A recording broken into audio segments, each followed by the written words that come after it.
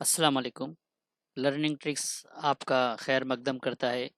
جماعت ہشتم نظم ماں کے سوال جواب، شاعر کا نام اختر اورونوی۔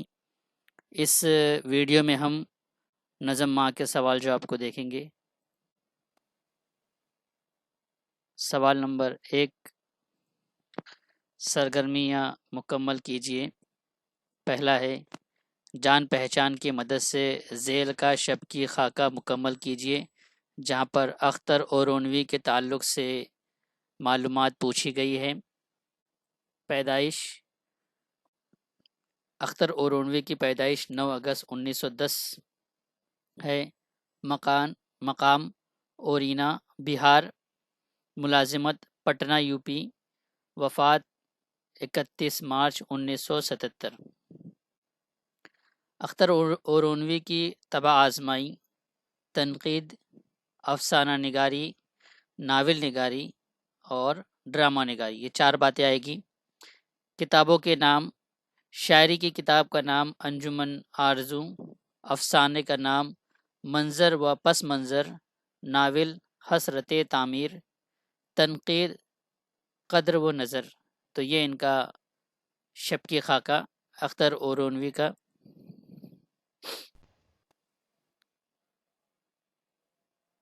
سوال نمبر 1، ایک جملے میں جواب لکھیے۔ نمبر 1، ماں کے لیے آرام جاں کیا ہے؟ تو یہاں پر ہمیں ماں کی جگہ بچے لکھنا ہے۔ ماں کے لیے آرام جاں، بچے کے لیے دکھ اٹھانا ہے۔ یعنی یہاں پر ہمیں کیا لکھنا ہے؟ بچے کے لیے دکھ اٹھانا، کیا لفظ ہٹانا ہے اور بچے کے لیے دکھ اٹھانا ہے۔ یعنی ماں کے لیے آرام جاں، بچے کے لیے دکھ اٹھانا ہے۔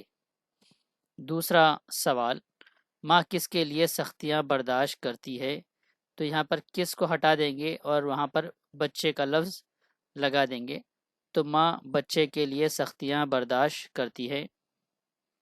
تیسرا سوال، ماں کے سائے کو کس کے سائے سے تشبیہ دی گئی ہے؟ تو ہما کا سائے سے تشبیہ دی گئی ہے۔ تو جواب اس طریقے سے لکھیں گے، ماں کے سائے کو ہما کے سائے سے تشبیہ دی گئی ہے۔ چوتھا سوال، قوموں کو رفعت کہاں سے ملتی ہے؟ تو کہاں کا لفظ ہٹانا ہے ہمیں اور وہاں پہ لگانا ہے ماں کی تعلیم۔ تو قوموں کو رفعت ماں کی تعلیم سے ملتی ہے، تو یہاں پہ ہمیں کہاں کا لفظ ہٹا کر ماں کی تعلیم لکھنا ہے۔ پانچواں سوال، ماں کے آگے شاعر نے کس چیز کو ہیچ قرار دیا ہے؟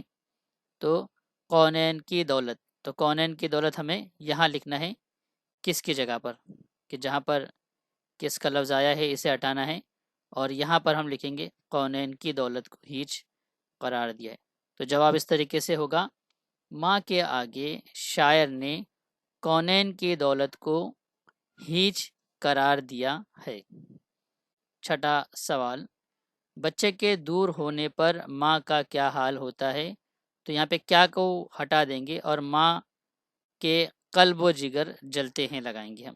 تو یہاں پہ اس طریقے سے جواب لکھیں گے، بچے کے دور ہونے پر ماں کے قلب و جگر جلتے ہیں۔ تو یہاں پر ہم اس کے آگے پورا ہٹا دیں گے لفظ اور پورے الفاظ کو ہٹا کر ماں کے قلب و جگر جلتے ہیں لگائیں گے۔ اس طریقے سے بچے کے دور ہونے پر ماں کے قلب و جگر جلتے ہیں۔ ساتواں سوال، نظم میں شاعر نے ماں کو کن لفظوں سے مخاطب کیا ہے؟ تو یہاں پہ کیا کا لفظ ہٹائیں گے اور بہار بے خزاں کا لفظ ہم لگائیں گے کہ ایسی بہار جس کو خزاں نہیں۔ تو نظم میں شاعر نے ماں کو بہار بے خزاں لفظوں سے مخاطب کیا۔ معاف کرنا، کیا کا لفظ نہیں ہٹائیں گے، کن کو لفظ ہٹائیں گے، یہاں پر ہم کیا کا نہیں کن کا لفظ ہٹائیں گے اور بہار بے خزاں لفظوں سے مخاطب کیا ہے۔ آٹھواں سوال، بچے کو تربیت کہاں سے ملتی ہے؟ تو کہاں کا لفظ ہٹا کر ماں کے آغوش سے۔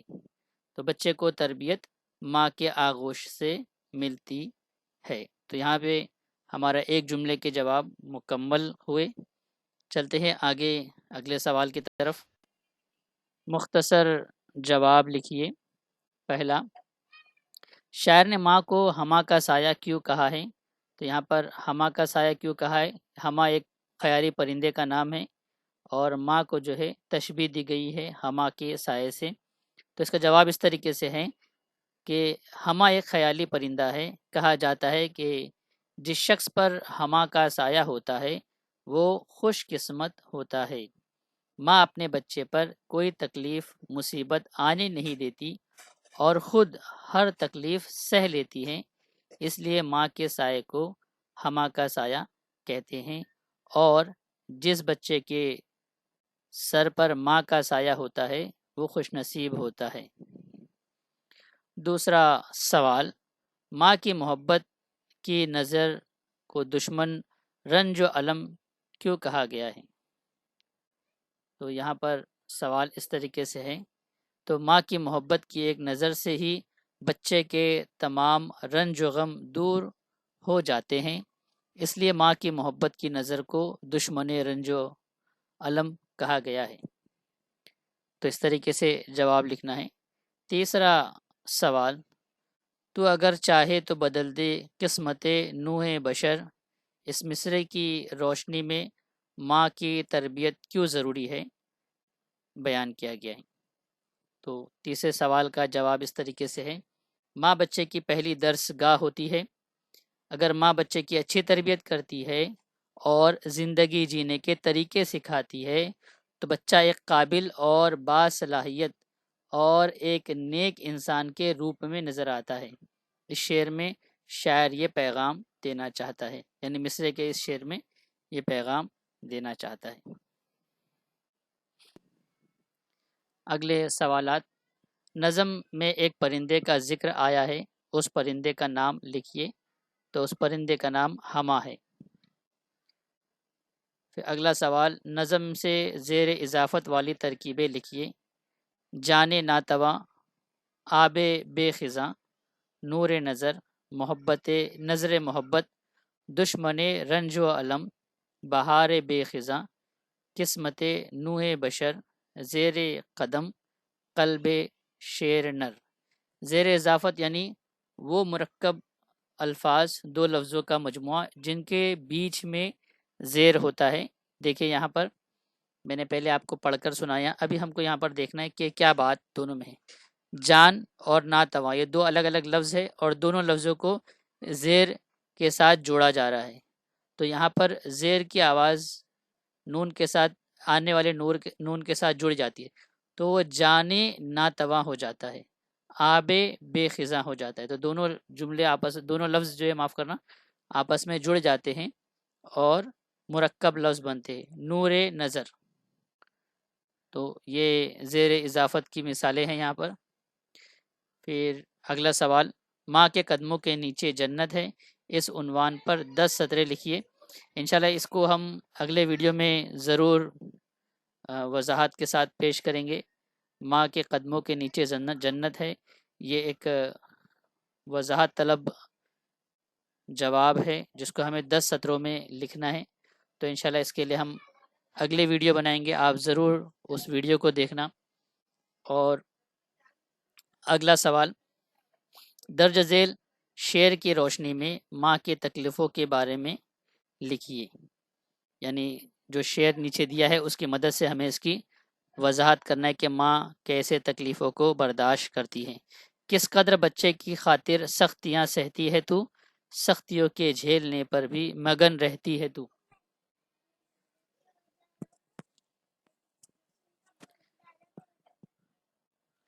تو یہاں پر اس شعر میں شاعر اس شعر میں یہ کہنا چاہتا ہے کہ ماں بچے کے لیے ہر قسم کی تکالیف کو برداشت کرتی ہے اور اس کی تمام ضرورتوں کا خیال رکھتی ہے۔ اس میں ماں کو سکون ملتا ہے اور وہ بچے کی ناز برداری میں ایسی مگن رہتی ہے کہ اسے کسی چیز کی پرواہ نہیں رہتی ہے۔ تو یہاں پر اس طریقے سے ہمیں یہ شعر کی تشریح کرنا ہے اور یہاں پہ ماں کی تکلیفوں کی بیان کرنا ہے۔ اگر ہم یہ جواب ہم نے مختصر انداز میں لکھا ہے یہاں پر، کیونکہ اگر ہم ماں کی تکلیفوں کو بیان کرنا شروع کریں تو ہم اس کو بیان کرتے کرتے ایک پورا مضمون بن جائے گا کہ ماں بے شمار تکلیفیں اپنے بچوں کے لیے اٹھاتی ہے. اسی لیے ہم نے مختصر اور جامع انداز میں یہ جواب کو مکمل کیا ہے. چلتے ہیں اگلے سوال کی طرف. ذیل کا خاکہ مکمل کیجئے. بچے کے لیے ماں کی قربانیاں. تو غم کھانا، سختیاں سہنا، نیند قربان کرنا اور جان چھڑکنا. یہ 4 مختصر الفاظ ہے، لفظوں کے مجموعے ہیں، لیکن ہر ایک میں ایک لمبی داستان ہے. یہاں پہ ہمیں خاکے کے اندر مختصر سے اس کو بیان کرنا ہے. تو یہ خاکہ مکمل ہوا. چلتے ہیں اگلے سوال کی طرف. تلاش و جستجو. نظم سے محاورے تلاش کر کے لکھیے. تو یہ محاورے ہے: غم کھانا، جان چھڑکنا، آنچ آنا، بنائے لینا، ہما کا سایہ. تو اس طریقے سے یہ محاورے ہو گئے. اگلا سوال: نظم سے درج ذیل الفاظ کی ضدیں تلاش کر کے لکھیے. یعنی یہاں پر الفاظ دیے ہوئے ہیں، اس کی ضد لکھنا ہے. تو نفرت ہے تو نفرت کی ضد محبت، جہنم کی ضد جنت، بہادر کی ضد ناتواں. کمزور بھی لکھ سکتے ہیں، مگر کتاب میں جو لفظ آیا ہے اس وقت نظم میں ناتواں، تو ہم ناتواں لکھیں گے. اور نزدیک کی ضد دور. تو اس طریقے سے یہ الفاظ اور ضد. اگلے سوال کی طرف آتے ہیں. عکس برعکس.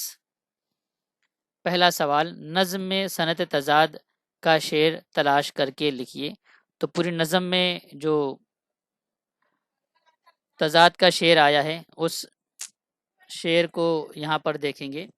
جان چھڑکتی ہے تو اپنے لال پر صبح مسا، آنچ تو آنے نہیں دیتی کبھی اس پر ذرا. یہاں پر صبح و مسا یعنی صبح اور شام، یہ دونوں ایک دوسرے کی ضد ہے. یہاں پہ ہم نے اس کو وضاحت کیا ہے، ضرب کا نشان لگایا ہے جو ضد کے لیے استعمال ہوتا ہے. تو یہ صبح اور مسا یہ ایک دوسرے کی ضد ہے. اسی لیے جہاں پر شعر میں ایک دوسرے کی ضد استعمال ہوتی ہے اسے صنعت تضاد کہتے ہیں. چلتے ہیں اگلے سوال کی طرف. نظم سے ہم معنی الفاظ کی جوڑیاں تلاش کر کے لکھی. کہ ایسے الفاظ جو ایک ہی معنی میں استعمال ہوتے ہیں. جیسے یہاں پر جواب دیکھتے ہیں. رنج اور علم دونوں کے معنی ایک ہی ہیں. گود اور آغوش، آغوش اور گود دونوں کے معنی ایک ہی ہیں. تو